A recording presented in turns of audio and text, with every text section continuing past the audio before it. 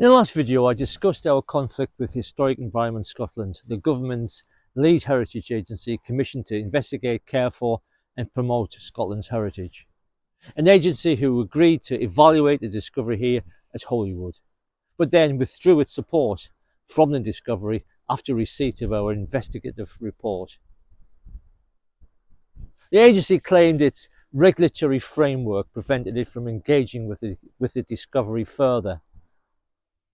The agency later amended its stance, claiming it did not have the resources to consider the discovery or the report, implying that the matter required full-blown agency research, a cost not worth bearing, rather than what was actually required, a straightforward evaluation of our research by its in-house talent.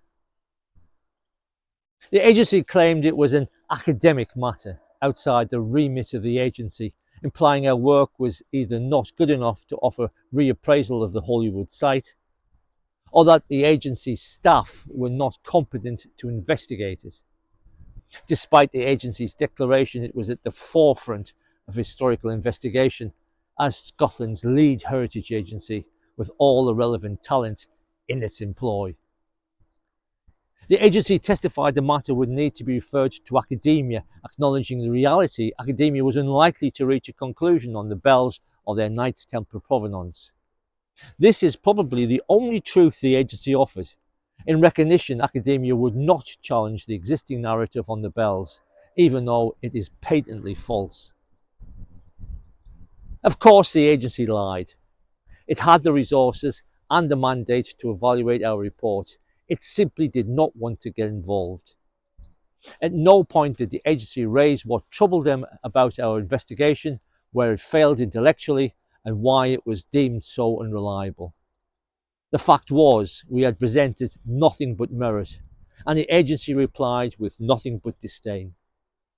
I challenge anyone to point out where our report fails to bring understanding, evidence, and fact to the bells here at Holywood and the foundation of Holywood Abbey. We have offered our report repeatedly to academia and talented amateur historians, and there is no supportable counter-arguments to pour doubt on the discovery, only highly subjective and intentional denigration. You have to be incredibly obtuse or incredibly prejudiced not to see the merit in our investigation, or its inarguable conclusion, headlined by evidence that speaks for itself. Historic Environment Scotland can see this, yet has it chosen to spit on our discovery and two members of the public who have taken the time to understand the heritage in their care. The agency do not, in the case of the Holywood site, exhibit any drive for improvement in the public's understanding, and so seem intent also to spit on Scottish history and Scotland's legacy. Considering the nature of the find and the significance of the discovery and the huge benefit it would be bringing to the region and to Scotland's reputation, there is no excuse the agency can offer for its lack of diligence and its exhibition of prejudice. The agency only presents a further illustration of just how delinquent our history and heritage institutions are, managed by actors and not authentic talent.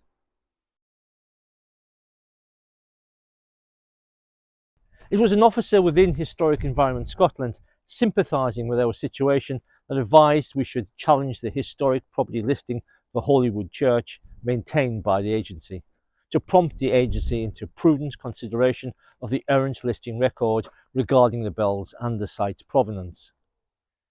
In the UK, historic listings are kept on a National Heritage Register, and it contains buildings, structures or sites of exceptional architectural or historic interest. It is generally accepted Scottish historic property listings are woefully outdated, escaping any competent audit for over 100 years. The information feeding the historic property listing of Holywood Church in 1971 was itself cherry-picked from the journals of the Society of Antiquaries of Scotland, adopted as the best information available at the time. Challenging the listing made sense. We had bought a listed church listed with two 16th century bells from a former abbey that once sat on the same site. It was the listing that dictated the conservation plan for the church and the valuation of the property, based on its special interest, as presented in the building's authoritative historical record. We had audited the existing record and found what was to be expected: a record formed from superficial and inaccurate Victorian interpretation rather than researched investigation, without any consideration of the entirety of the available historical record, as reported, for example, in the Statistical Account of Scotland or held in public or private archive. What we actually bought was a listed church with two 12th century bells from a former Knights Templar presbytery, built over the rescued and deliberately interred stone of a 12th century Knights Templar built church. It was a significant departure in terms of the description of the listing and its exceptional historic interest. And whereas the idea of the property being listed with its bells in situ to protect all under law was sound, the description was misleading, as it did not accurately identify the special historical interest of the bells nor the site. A huge disparity, in fact, a gross misrepresentation which had grossly misinformed the valuation and the conservation plan for the building. Before we could find a new owner for the bells and the site, the property listing had to be amended to reflect an accurate picture, so we would not be further misrepresenting the church, its archaeology and its bells to any new owner. Let me put it another way. The historic property listing identifies any significant and important information or content of the building that supported being listed in the first instance. This detail adds a significant interest and value to the building. It informs the listing and reinforces the intent of that listing.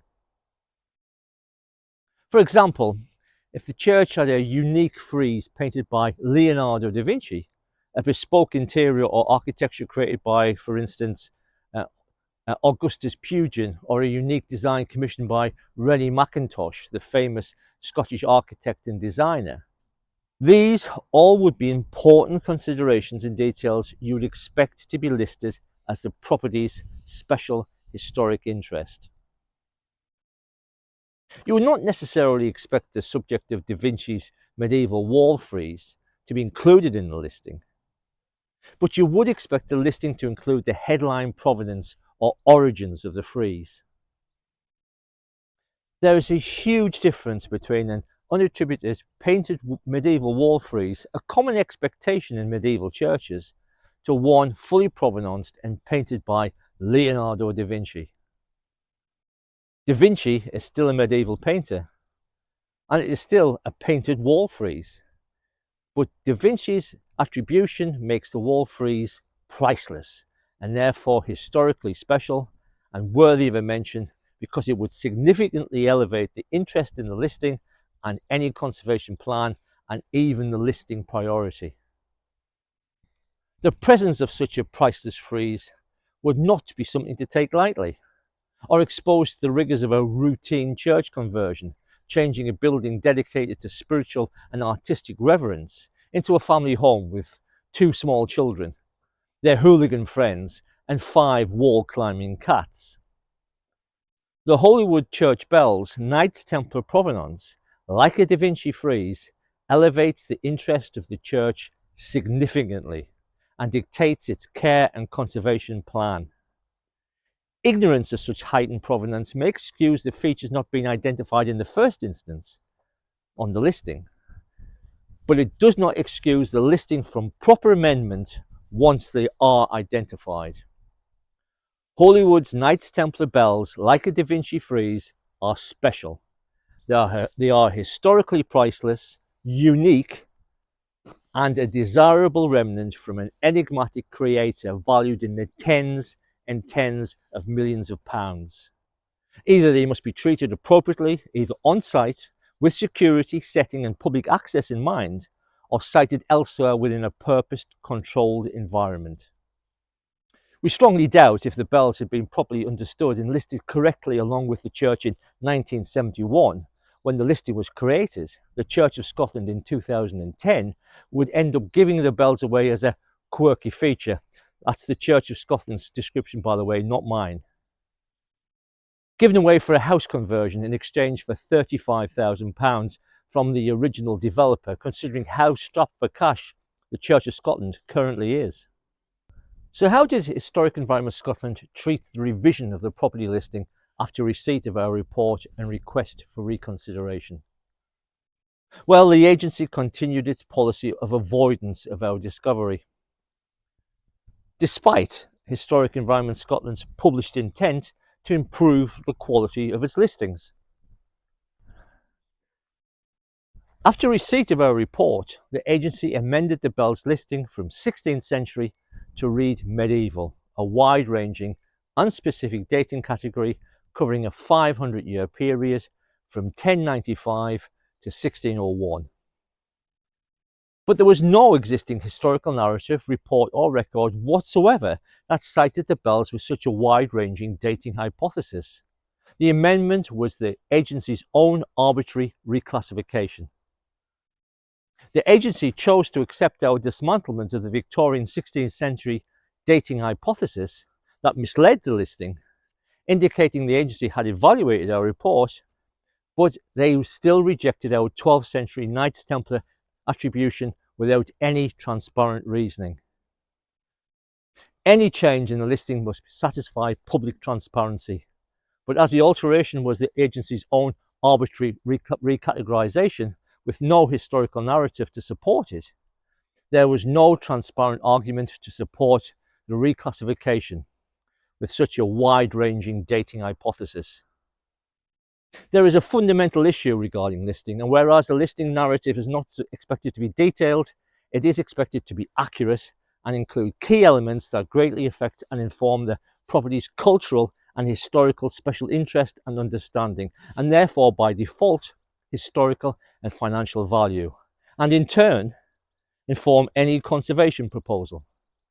Amending the description of the Bells as medieval from the former abbey that once sat on the same site was not improving the quality of the property listing, but misrepresentation, as the Bells were certainly not anything else other than 12th century in origin, unless the agency could discount that fact with evidence. True, the two church bells were constructed in the medieval period, but I stress there was no historical narrative or evidence whatsoever that cited the bells manufactured outside the 12th century. Historic Environment Scotland then used its arbitrary wide-ranging medieval period redesignation to defend the agency's listing, so the agency would not be in conflict over the bells dating in our report.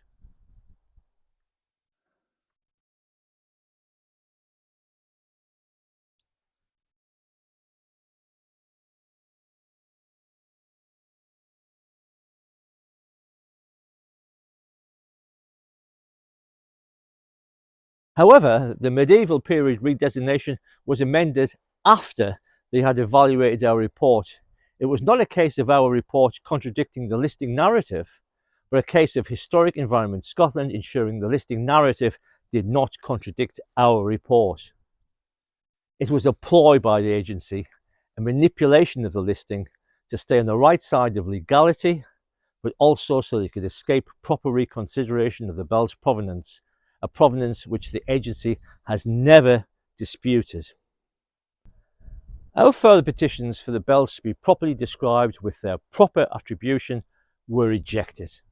The agency continued to maintain the listing did not contradict our identification of the Bells.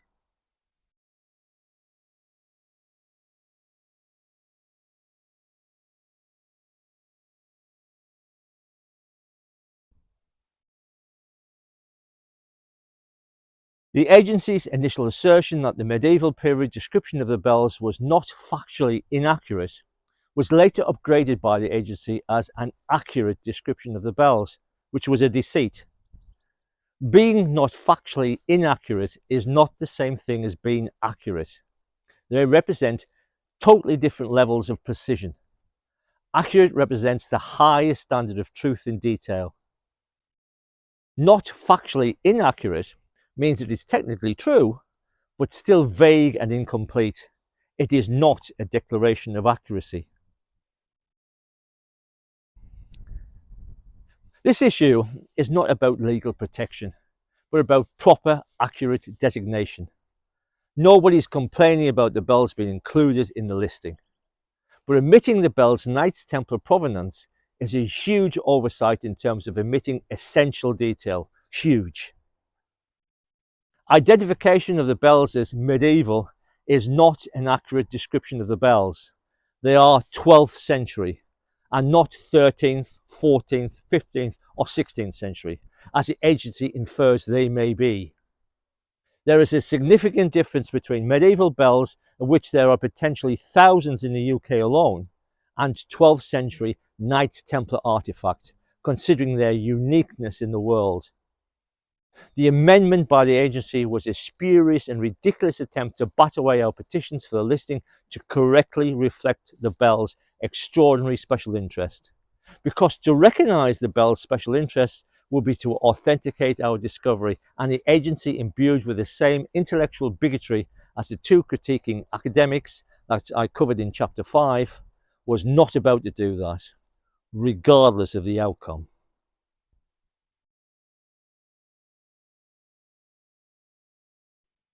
In the next video, we continue to discuss our conflict with Historic Environment Scotland and discuss the harm it has caused through its deliberate misbehaviour and avoidance, refusing to treat the discovery here at Holywood both objectively, professionally and prudently for the good of heritage and Scotland.